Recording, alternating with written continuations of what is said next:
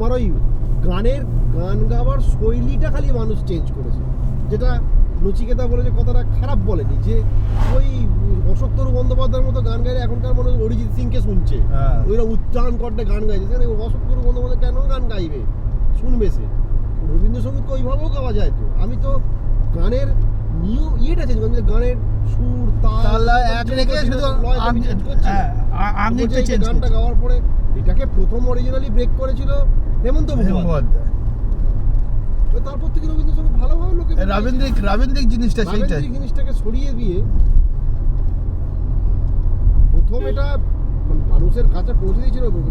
Originally প্রথম এটা break করেছিল জর্জ বিশ্বাস ব্রেক করেছিল। সারা অ্যাজমা ছিল আসলে, ও তো ওইভাবে গাইতে পারতো না, ওর যে থেমে গাইতে কম ওকে কটু শুনতে হয়েছে নাকি, উচ্চারণ স্পষ্ট। মেয়েদের মধ্যে সুচিত্রা মিত্র, জর্জ বিশ্বাস, হেমন্ত মুখোপাধ্যায়,